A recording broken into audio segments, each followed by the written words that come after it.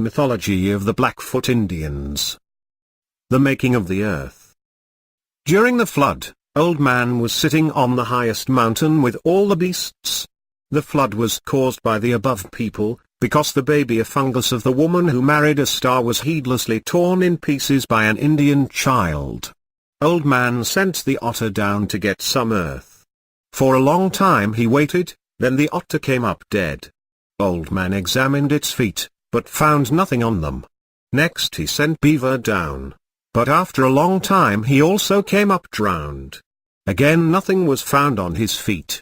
He sent Muskrat to dive next. Muskrat also was drowned. At length he sent the duck. It was drowned, but in its paw held some earth. Old Man saw it, put it in his hand, feigned putting it on the water 3 times, and at last dropped it. Then the above people sent rain, and everything grew on the earth. Source: Clark Whistler and D.C. Duval, Mythology of the Blackfoot Indians, New York: Anthropological Papers of the American Museum of Natural History, 1908, v. 2, Part 1, p. 19. Languages confused on a mountain. After the flood, Old Man mixed water with different colors. He whistled, and all the people came together.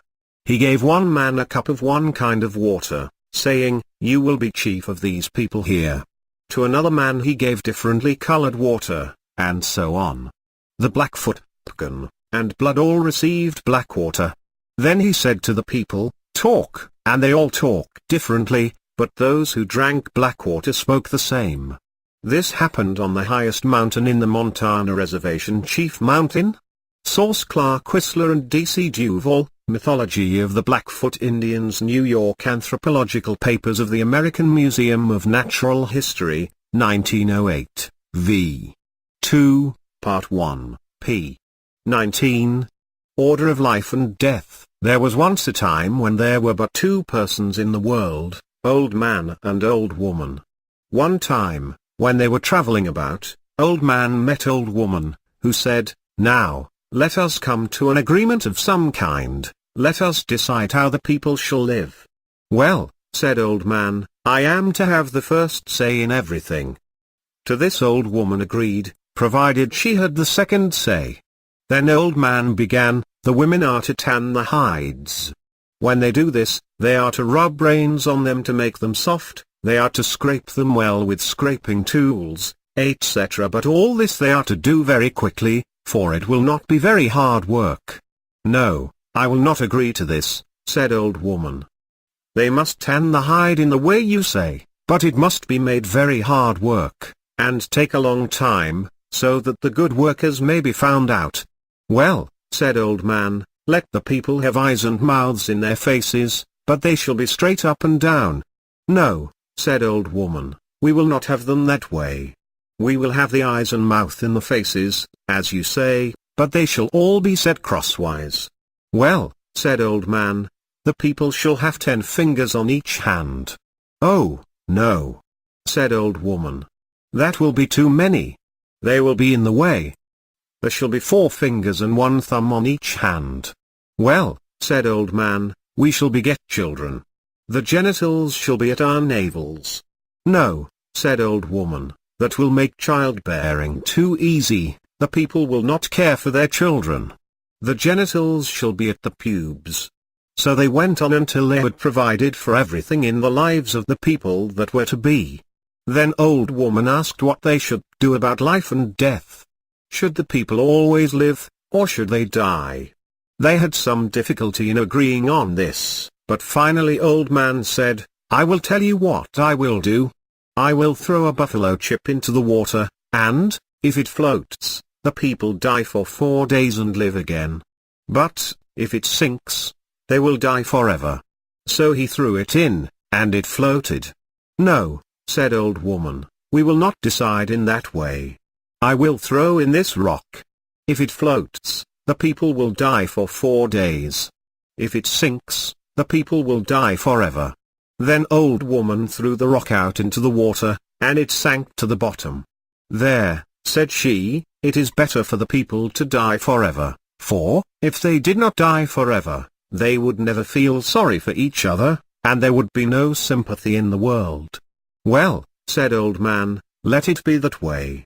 After a time Old Woman had a daughter, who died. She was very sorry now that it had been fixed so that people died forever. So she said to Old Man, let us have our say over again. No, said he, we fixed it once. Source: Clark Whistler and D.C. Duval, Mythology of the Blackfoot Indians, New York: Anthropological Papers of the American Museum of Natural History, 1908, v. 2, Part 1, pages 19 to 21, Why People Die Forever. One time Old Man said to Old Woman, people will never die. Oh, said Old Woman, that will never do, because, if people live always, there will be too many people in the world. Well, said Old Man, we do not want to die forever. We shall die for 4 days and then come to life again. Oh, no, said Old Woman, it will be better to die forever, so that we shall be sorry for each other. Well, said Old Man, we will decide this way. We will throw a buffalo chip into the water. If it sinks, we will die forever. If it floats, we shall live again. Well, said Old Woman, throw it in. Now, Old Woman had great power, and she caused the chip to turn into a stone, so it sank. So when we die forever. Source: Clark Whistler and D.C. Duval, Mythology of the Blackfoot Indians, New York: Anthropological Papers of the American Museum of Natural History, 1908, v. 2, Part 1, p. 21. Return to the table of contents. The first marriage. Now in those days, the men and the women did not live together. The men lived in one camp and the women in the other. The men lived in lodges made of skin with the hair on, the women, in good lodges. The idea is, that the women dress the skins, hence the men could not live in dressed skin lodges. One day Old Man came to the camp of the men, and, when he was there, a woman came over from the camp of the women. She said she had been sent by the chief of the women to invite all the men, because the women were going to pick out husbands. Now the men began to get ready, and Old Man dressed himself up in his finest clothes. He was always fine looking. Then they started out, and when they came to the women's camp they all stood up in a row. Now the chief of the women came out to make the first choice. She had on very dirty clothes, and none of the men knew who she was. She went along the line, looked them over, and finally picked out Old Man because of his fine appearance. Now Old Man saw many nicely dressed women waiting their turn, and when the chief of the women took him by the hand he pulled back and broke away. He did this because he thought her a very common woman. When he pulled away, the chief of the women went back to her lodge and instructed the other women not to choose Old Man. While the other women were picking out their husbands, the chief of the women put on her best costume. When she came out, she looked very fine, and as soon as Old Man saw her, he thought, oh, there is the chief of the women. I wish to be her husband. He did not know that it was the same woman. Now the chief of the women came down once more to pick out a husband, and as she went around, Old Man kept stepping in front of her, so that she might see him. But she paid no attention to him, finally picking out another for her husband. After a while all the men had been picked out except Old Man. Now he was very angry, but the chief of the women said to him, after this you are to be a tree, and stand just where you are now. Then he became a tree, and he is mad yet, because he is always caving down the bank. Source: Clark Whistler and D.C. Duval, Mythology of the Blackfoot Indians, New York: Anthropological Papers of the American Museum of Natural History, 1908, v. 2, Part 1, pages 21 to 22. Old Man leads a migration. The first Indians were on the other side of the ocean, and Old Man decided to lead them to a better place. So he brought them over the ice to the far north.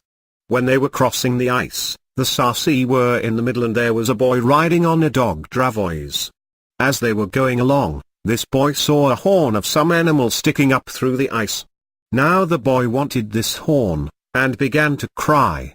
So his mother took an axe and cut it off. As she did so, The ice gave way, and only those on this side of the place where the horn was will ever get here.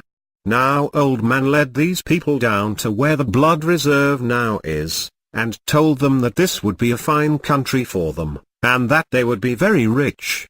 He said, I will get all the people here. All the people living there ate and lived like wild animals, but Old Man went among them and taught them all the arts of civilization.